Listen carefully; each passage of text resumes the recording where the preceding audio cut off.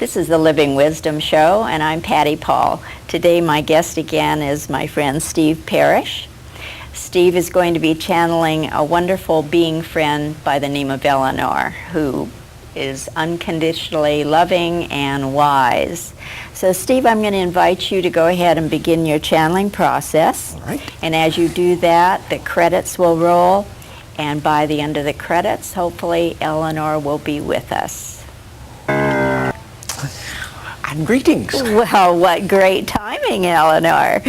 It's good to have you here once again. And once again, joy and a pleasure to be here, indeed. We're going to be focusing on those vital topics of chauvinism, the chauvinist paradigm, and dominion, transcending into the dominion paradigm. So I wanted to offer one definition, shall we say, of chauvinism that I came across recently.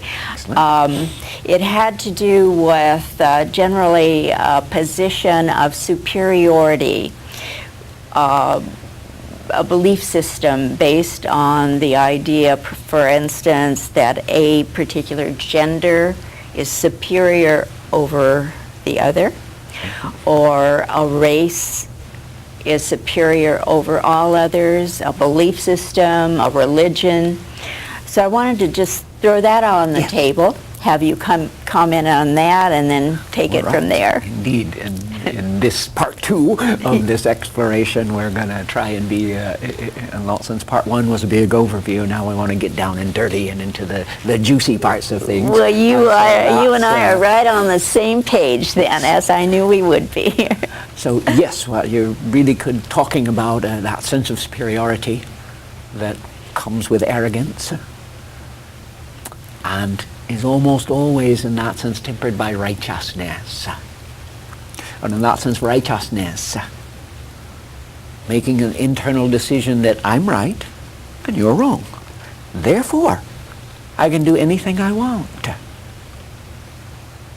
It doesn't matter because I'm right and you're not. I'm a human being and you're not, so I can blow you up, I can kill you, I can hurt you, I can do anything to you. Righteousness, in that sense, one of the main tools, if you will, of chauvinism, is one of the most dangerous energies that exists in your world. Precisely because once you've decided that you're right, then you dehumanize other people. In the case of classic male chauvinism, it's men dehumanizing women. But that's one of the most minor expressions of chauvinism. In that sense, in a bigger sense, certainly, to recall one of the biggest examples in the world, World War II, the Holocaust. That sense that out of our superiority and our rightness, our righteousness, we are the chosen. Millions of people annihilated, murdered, destroyed. And to do that, you have to dehumanize them. Oh, you're not a person anymore, so it's easy for me to dominate you, in that case, all the way to the point of killing you.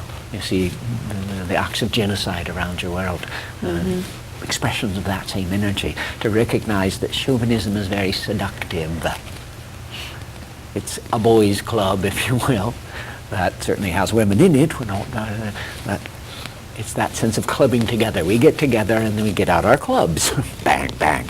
And in that sense, the biggest trap, if you will, of chauvinism is that chauvinism tells you the lie that your world is a win-lose reality and your job is to win. Stick with me, kid. I'll teach you how. When in fact chauvinism is a lose-lose reality, meaning if you use the principles of domination, if you use the principles of chauvinism to try and get what you want, ultimately it becomes self-destructive. Look at your world, you see it all over the place. When you truly live in a world of lack and limitation and your job is to get what you can and call that winning, ultimately you destroy yourself. Dominion, on the other hand, is in fact a win-win reality.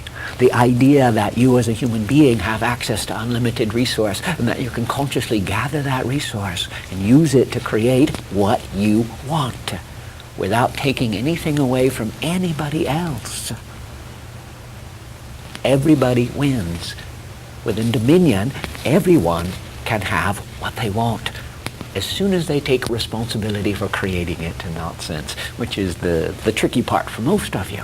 And along those lines, when we're talking about responsibility, just a bit on the definitions thereof. Now, in that sense, out of this history that we spoke of in the last program, you tend to hold very chauvinistically oriented definitions of what true responsibility is.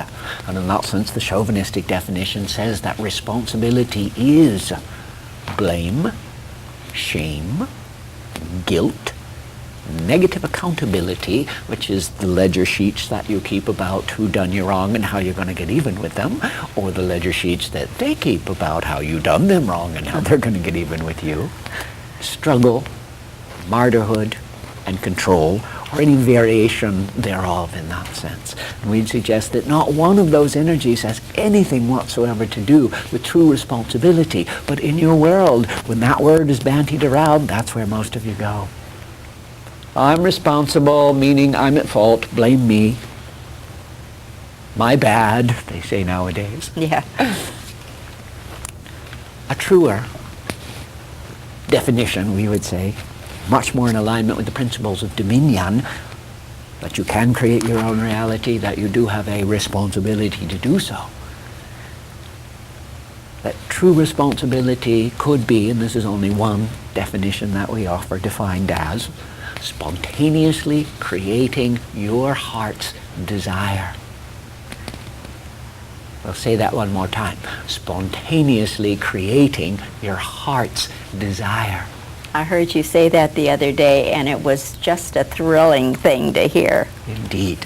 And Yes. it's more than just the words. Not You that need to I massage it, you totally need to get in- understand it, Yes. mind you, but it's thrilling to think about it. Yes, and so very quickly to look at some of the practicalities of it. Spontaneous means right now, this moment, in this piece of time and space, if you will.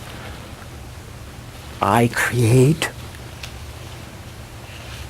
my heart's desire, not my mind's desire, not my ego's desire, not my chauvinist's desire, but my true desire. In order to know my heart's desire, I have to, in that sense, step beyond the old fight or flight programming that allows me to have conscious awareness of my emotions. Again, one of the most brilliant ploys that Chauvinism has ever pulled off in terms of how does this work in your daily life is to convince you that your emotions are bad and wrong or weak or stupid, that you shouldn't have anything to do with them. And we'd say quite the contrary. Your emotions are what give you the empowerment. It's literally the fuel that makes your rocket grow in terms of reality creating. Beliefs and attitudes, thoughts and feelings, choices and decisions, very briefly, the things that you create reality with. Beliefs and attitudes are like a rocket ship. It's where you dream, it's where you vision, it's where you imagine, this is what I want to create. And it's like building a rocket ship. Choices and decisions are like the telemetry for that rocket ship. I built my rocket ship and I want to go to Mars. And I've got my maps and my slide rules and I figured out the best way to get to Mars and just what time to go. Emotion, the true balance of thought and feeling, is what puts the fuel in the rocket ship. If you think your emotions are bad and wrong and weak and you try to control them, there'll be no fuel in your rocket ship. You can make the most beautiful rocket ship ever built, and it's not going anywhere.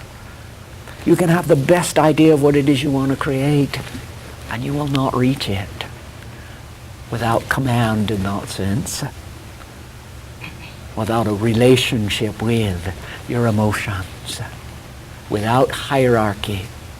So it's not about, oh, I just want to feel the happy, good emotions, and I don't want to feel those bad, yucky emotions. It's realizing every emotion I have is incredibly valuable because it gives me the empowerment to use my resources, to use my tools for creating reality, my imagination, my desire, my expectation, with which I shape my other raw materials in order to create reality from that space of consciousness, from that space of conscious awareness, not being driven by my knee-jerk response.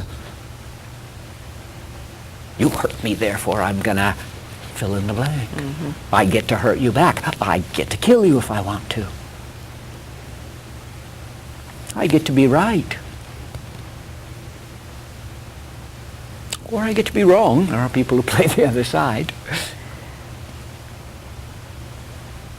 In that sense, perhaps you'd like to talk about something from your own life in that sense that you've experienced, where you ran into some form of martyrhood or some form of chauvinism and were able to stop and step back and say, wait, let me look at this differently. Let me think about it or feel about it differently. Oh, yes. Actually, this is something that happened recently. A couple of weeks ago, I was attending a seminar, sitting at a lunch table with my other metaphysical friends. Well, my one friend who I know well and her two friends whom I really didn't know at all. And the three of them were discussing, oh, isn't it terrible about the auto companies and how they killed the electric car, and they were going on and on. And there was a little voice in my head that just wanted to judge them as being judgmental and self-righteous. And then I realized, wait a minute, I'm going to take responsibility for this thought. And so I paused. I wasn't part of the conversation anyway, so I just sort of paused over my salad and took responsibility for that thought, forgave myself for having that chauvinist thought of wanting to jump in and judge them, saying something like, oh, you better, think about what you're saying. So anyway, I turned it in and made a conscious choice. It just was a moment of doing that. And the gentleman who was sitting at the table turned to me and asked me about my process as far as processing information, shall we say, about the Middle East. And I gave an example of how I see that as a reflection and I do my process, and it did a little explanation.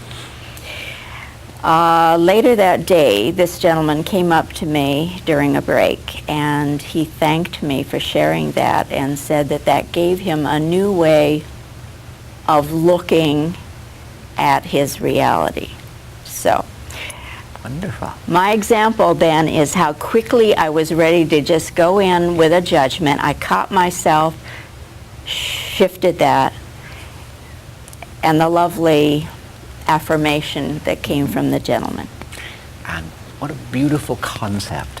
Just imagine if everybody in the world would pause over their salad before they struck out, before they judged, before they jumped on the game board of rightness with the capitals and wrongness, and could step back into that larger sense of consciousness where I can stand in my own true value, where I can bring love and compassion and look through those eyes before I respond, before I make choices and decisions, before I decide instantaneously, boom, this is what I have to do. I've got to defend myself, I've got to fight, or I've got to run as fast as I can. To take that moment, that pause, and use this beautiful gift of your consciousness to assess, not from a point of view of lack and limitation, not from a point of view of rightness and wrongness, not from a point of view of some big rule book that you're supposed to follow or a gold star that you're supposed to achieve, but to stand back a pace or two in that sense and use your beautiful awareness to align with your heart's desire, to create a reality where everyone genuinely is happy, not just pretends to be, where everyone genuinely is taken care of, meaning they take care of their needs and their wants, not just in name only. You had suggested something to me some time ago about this very thing. When I'm in a conversation with someone, to open my heart and be coming from my heart space rather than that judgmental space. And I've been putting that into practice, Elanor, and that has really made such a difference in my relationships with people. Well, it opens so much space. See, again, chauvinism is so tight and closed, it becomes a little tiny prison with a little wheel that you run on, around and round and round and round. Dominion allows everyone much more space and much more realness, if you will. And you genuinely have more compassion because you're not trying to get anything from them. Yeah. You're not trying to make them be anything other than who they are. Or make myself feel better than them. Be anything other than who you are. And automatically just standing in that position makes it possible for cleaner, healthier communication. Yeah, it really works. Absolutely works.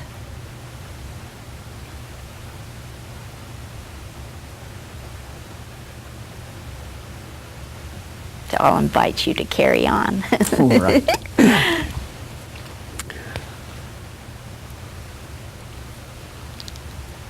Spontaneously creating your heart's desire. Sounds lovely. Yeah.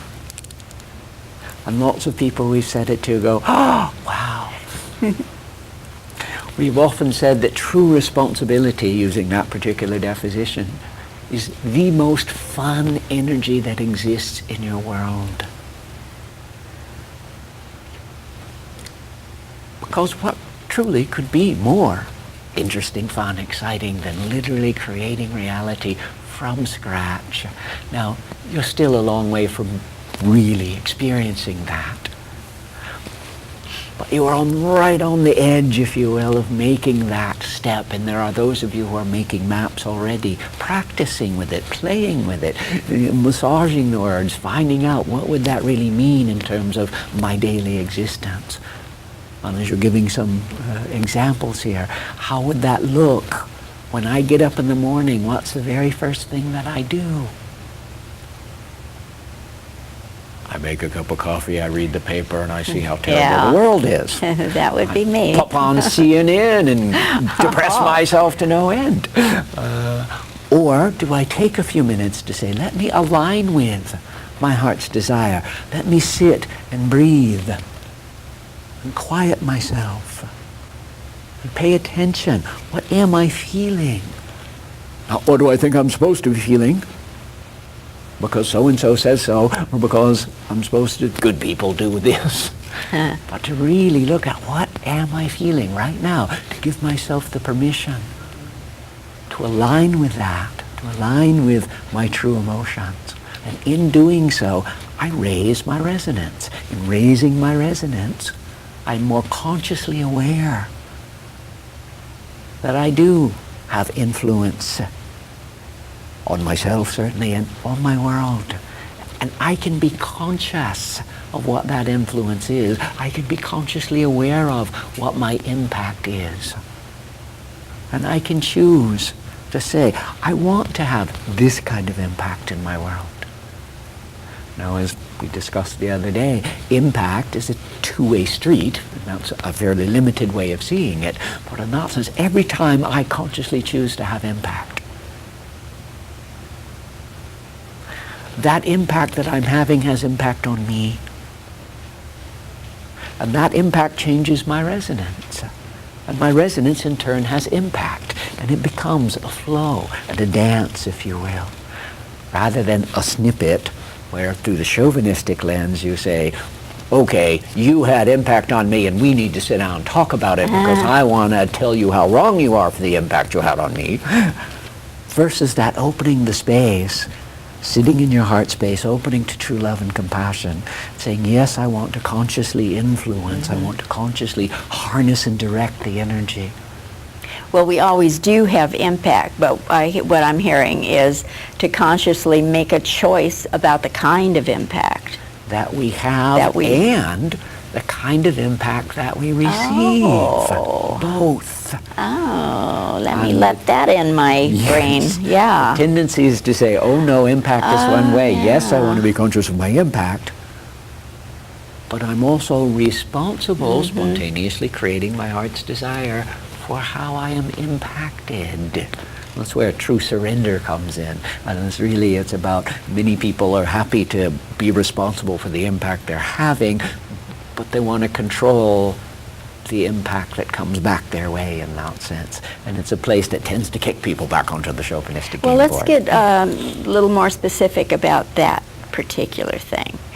For instance, let's say I'm watching CNN, I'm seeing the horrible violence that's taking place in the Middle East, Lebanon, Israel. Yes. That has impact on me. Yes. What impact does it have, specifically? I feel sorrow. I feel compassion. If I get a thought that goes to judgment, then I take responsibility for that thought, do the shifting I mentioned. So what happens when you feel sorrow and feel compassion? Well, then I have more of an understanding that these people are not bad engaged in the violence. It's just that they don't know how valuable they are as human beings, or that other people have value. That lead you to think about and experience your true value? Well, then it shows me that there must be a part of me that still may not be value. In other words, that reflection that comes back to me. And then I do what with that part of me? Well, then I listen to that part, I acknowledge it, I embrace it, integrate it. Yes, I bring the love and the compassion. Yes, bring the love and compassion to it. Bringing that love and compassion to those parts of me that are still wanting to hurt and dominate. I am raising my resonance. I am integrating myself. I am making a map for the whole world in that sense. Not that I grab someone and make them look at my map, but literally my energy raises and I am lighting that candle. Here's another way to see this. Here's another way to respond. Here's a different way to make choice. And as I do that, that energy flows into my world. And in the same way that I'm seeing this is a reflection of parts of me that are not yet integrated, as I take the responsibility for doing that integration, likewise, that integration, that light will go out into the world and have impact. Well, that is the activity that I engage in several times a day. As I mentioned, we've talked about this. Of course, I see myself, let's say, the multiplicity of who I am, the light and dark parts of who I am. And now I have this catchphrase that I refer to it just as a shortcut, my array. Array. Yeah. At any rate, please continue. So to see, to own, to take that ownership, that responsibility is way bigger than it sounds like in that sense. When you take off it's just blame and shame and guilt, and you let that go, then you can truly start taking the genuine responsibility of recognizing, in that sense, it's easy within the chauvinistic framework to believe, well, what can I do sitting here in my living room in California about the war in the Middle East?